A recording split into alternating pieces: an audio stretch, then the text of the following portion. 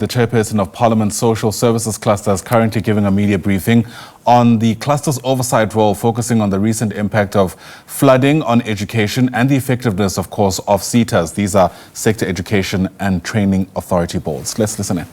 We want to, again, ask NSFAS to expedite this process urgently because there are accommodation providers who have not been paid from last year. In that meeting, we informed them that we had received an email from one of the accommodation providers who lost 80 plus so beds to a bank. The bank auctioned her accommodation because NSFAS owes this particular person from last year. And by the time NSFAS pays this particular person, this person would have lost their property and their income. We don't want others to go through the same thing. So we're asking NSFAS to expedite this process, to finish this process as soon as possible. The entity committed to us that a dedicated team comprising of student accommodation unit members, data specialists, and a disbursement team will be deployed to different provinces in a structured manner. A booking system will be introduced for accommodation providers to schedule sessions with NSFAS teams during their provincial visit to ensure individual attention. We remain resolute that no student should be left behind, and NSFAS should improve its payment systems to ensure that all legitimate private accommodation providers are paid on time. We're also concerned about, one, the slow pace at which issues that we identified at that meeting of 7 May 2025 are being resolved. Non-payment of student accommodation providers that would have meant what I've explained earlier on, that no service of bonds, municipal debts, card service provided to students such as Wi-Fi and all of that. Since the meeting of the 7th of May, we have received complaints from both students and institutions that NSFAS has gone ahead and defunded more students on some technicalities. Students were defunded on the basis of late receipt of registration data from universities, which is not of their doing. So NSFAS says if an institution does not give NSFAS registration data of students by a certain date, they've got no choice but to defund that particular student. So this is a communication between NSFAS and institutions, but the people who are being punished are students. So it's not something we've told them on our in our meetings of the 7th of May. We'll continue to tell them. We don't think that's something that they must continue to. You can't punish a student who can't give you the registration data because you don't want to take it from students. You want it from an institution. You and institutions don't have a good communications. La Blutigana. Between NSFAS and university, and a student must suffer. It's not something that we're going to accept. We've told NSFAS that we're not going to do that because the students will incur outstanding debt because they are registered as we speak. Their certificates will be withheld after completion and they will not be able to seek employment. NSFAS can subject our students to poverty, unemployment, and inequality, which the government is trying to eradicate. We must say that we're extremely worried about the operations at NSFAS because of all these matters fall under that particular department. It's not the only thing. Sometimes it's June now. I can tell you that there are matters of appeals that have not been resolved in June, which doesn't make sense. So if you resolve an appeal in July, and that student is already home, already went home because they could not get in accommodation, they probably in the Western Cape at home is in Eastern Cape or in Gauteng. They've got nowhere else to stay because you have not resolved their appeals. The institution can't give them accommodation. So you are subjecting them to all manner of bad things. So by the time you resolve the appeal in July, August, they are no longer there. And then the following year when they're supposed to come, you tell them about N+ rule. So NSFAS can't be technically excluding our students and subjecting them to this poverty and employment and inequality. On internationalization of higher education as it pertains to attracting and retaining international challenge, I think it's important to start by saying that South Africa has legislation and policies that govern and regulate how our institution should implement internationalization activities, especially when attracting and retaining international talent. The first legislation I want to bring you to is the Employment Service Act of 2014, Act number 4.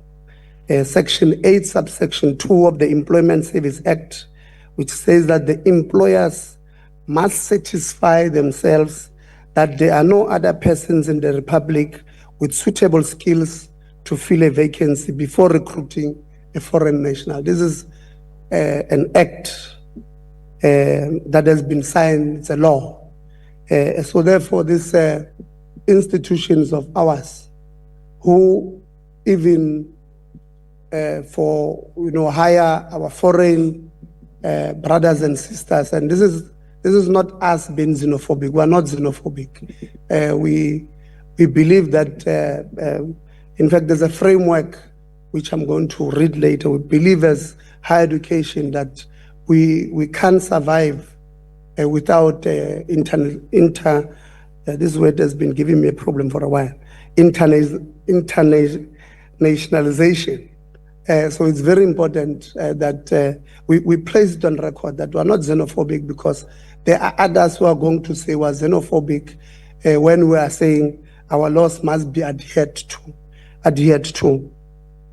The policy framework that I'm speaking about was signed in 2019 or amended in 2019 from the Higher Education Act of 1997, Act 101 of 1997. It says, paragraph 3.6 or 3.6.3, it says initiatives to attract and retain international talent in the South African job market, including positions in higher education institutions, must not be to the detriment of job opportunities for equally qualified and experienced South African citizens. Moreover, institutions must observe national policies that guide equity and redress imperatives of all spheres of society. So the excuse by the Department of Higher Education that there is nothing they can do when institutions hire beyond the 10% foreign international talent, when they say they can't do anything, I think this 3.6.3 indicates or proves to them that that is just a fallacy. Paragraph 5.3.4, it says it is in South Africa's interest to appoint the best possible people in academic positions in the higher education institutions, including talented and qualified scientists and scholars from elsewhere in the world, which this one simply means that the framework just emphasizes this part that we do need this international brothers and sisters of ourselves, but it must not be at the detriment of South Africans. Paragraph 5.3.5 emphasizes that there can be no justification for any South African institution prioritizing and preferring foreign nationals to South Africans who qualify equally for the same post. So these institutions that tells you that for a position of dean in an institution, and I'll make an example because they appeared before us with CUT, dean, where there was an equally, if not more qualified South African lady who even attended the interviews there, was not given a job. And the excuse that we got from the leadership of the institution was that it was, they prioritized an internal person. I mean, I'm sure you know, if you want to, entities and institutions out there, if you want to advertise, you probably start internally. But for the mere fact that somebody from external applied, it means you advertised externally as well. And this particular person from internal decided to apply when you seeked even external people. So the excuse that it was an internal, it can be an advantage when your advert said internal or external. So internal can be an advantage.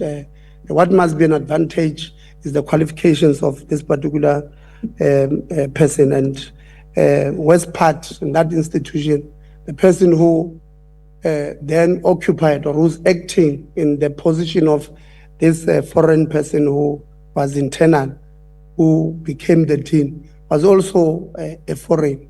When we have so many there, and this is just a person acting. So when those people there, that institution, have an attitude to think that the institution favors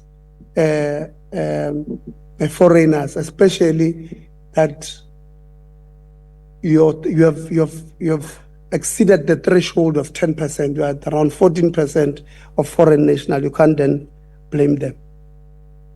We must indicate that the Department of Higher Education and Training oversight in this area is very weak. Last week we had a meeting with them where the DDG was literally saying to us, there's nothing we can do when there's loss. And then we had to inform them that the biggest problem we have in the department is the attitude of our leadership at the department level, because the policy framework was published in 2019. The department, they informed us last week on the 18th of June that it is planning on convening a workshop with university councils on appointment of national or on foreign nationals. While the committee fully supports attracting and retaining international talent, it does not support those done outside of the national legislation and policies, and we shall continue to hold both the department, the ministry, and those institutions accountable. Thank you very much.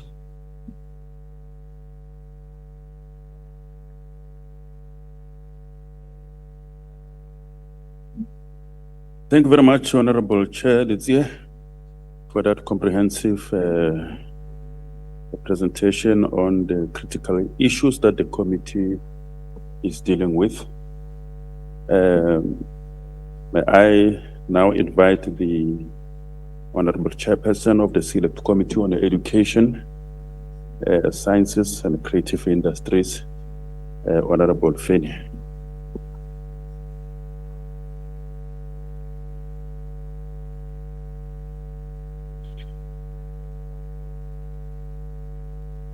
Oh, thank you, Chairperson of the session. Let me take this opportunity to greet everyone who is in attendance of our press briefing, fellow patriots, especially the generation of 1976. So I can see that there are some young lions in our midst as we are about to conclude their month. I want to say to them, so ithola kanjani uhlele koneni? Yes. Let me take this opportunity also to highlight some of the few items that I will be dealing with here as a basic Department of Basic Education Select Committee. We will be dealing with the question of floods that have, I think it's a national question that is confronting now us in this winter period time, and also the question of the progress that we've made to implement the Bella Act, and also I will be touching also on the ECD, the Early Childhood Development Amendment Act. The committee, first and foremost, shares the grief that we are facing as the country of the school kids that have been involved in an accident when they were trying to cross the bridge with the minibus that they were using. We lost the future, 13 lives of those learners were caught up in that incident. And today, in fact, it's part of what has been happening in the country, plus minus 50 across the country of people that have been involved. But specifically in this one, for these kids that were coming from the school. As the committee, we are with the family. We are feeling what they are feeling. It is not a good sign to lose your kid, especially expecting them coming from school with their smile, and then you discover that they are no longer going to be with you. The committee called families of these kids to be fully supported, as we have already been engaging with the department to ensure that at least there is warmth and they are not going to be alone in their time of grief. Also is to conducting of an oversight. We want to go there because the question of infrastructure that on a continuous basis, we want to see if was there any poor workmanship, so that we do not continue to find ourselves in a grieving mode on the basis that people were reckless and negligent in their work. We will ensure that soon, once we receive a full report, we will make ourselves available just to follow up so that we can make our own findings, not to depend on what has been reported to us. The committee will also be requesting a disaster management report that will inform the members on the damage and then come up with recommendations. As I have already alluded that we need a full brief. We do not want to take this thing as just one of the incidences, but we want to make sure that we do not encounter this when it comes to the future of this country, because those learners are the future of this country. We want disaster management to give us that full brief so that we make our own recommendations. We do not rely only on what has been said, been sent to us. Funds that will be used for infrastructure, school repair will be closely monitored, working together with the Office of the Auditor General, and quarterly progress reports will be submitted to we want to make sure that there is no money that is being spent unaccounted for. You see, sometimes when money is available, just there is a tendency of ticking the box without providing quality. We would not want to find ourselves rebuilding. You see, on a situation of human settlement, you build a house, you discover that house you have built, you will have to go back and then do the same work that you have done instead of progressing to do something else. So we are saying that as the committee, we are going to be very close we will monitor the progress very close, and also just to check in terms of what were the causes.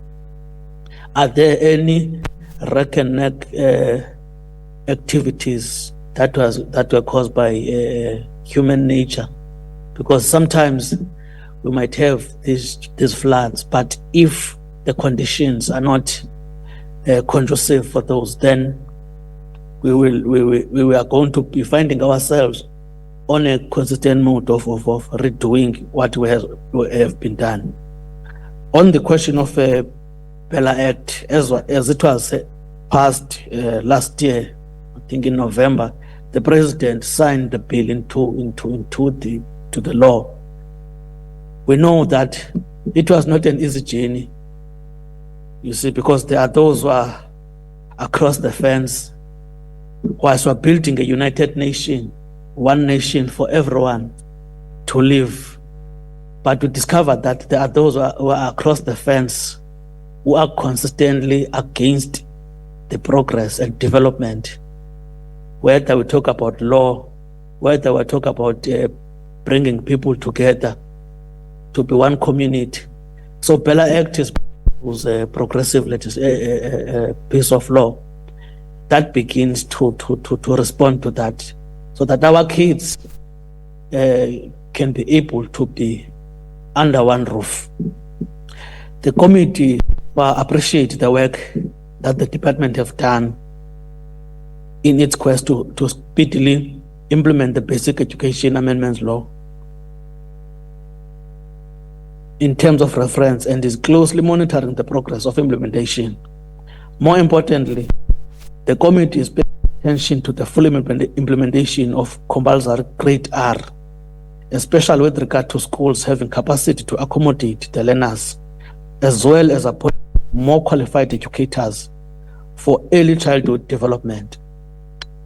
The members of the committee made a resolution at its recent strategic planning session that the committee will focus its attention on learners living with disabilities and special needs at an early childhood development level. This will be the focus area of the committee on its term. Schools must have educators that are specifically trained and qualified, very well equipped to ensure that they are taking care of learners living with disabilities. This is to ensure that no behind, as this is also the intention of the Bella Act. Today we are still grappling with this question across the spectrum. So when we're making our own observations, we discovered that instead of focusing from the basic education, we have a tendency of always looking at the exit level.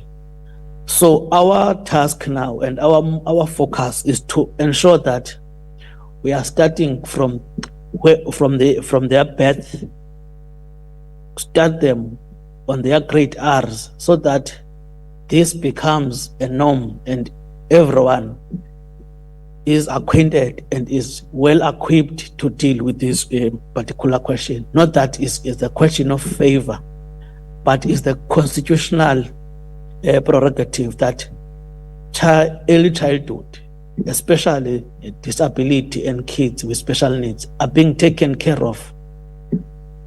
So the Act remains enacted with the understanding that regulations setting out the norms and standards are to be prepared. We are hearing of something new, because after the Act was passed into law, there was an expectation of regulations, not the guidelines.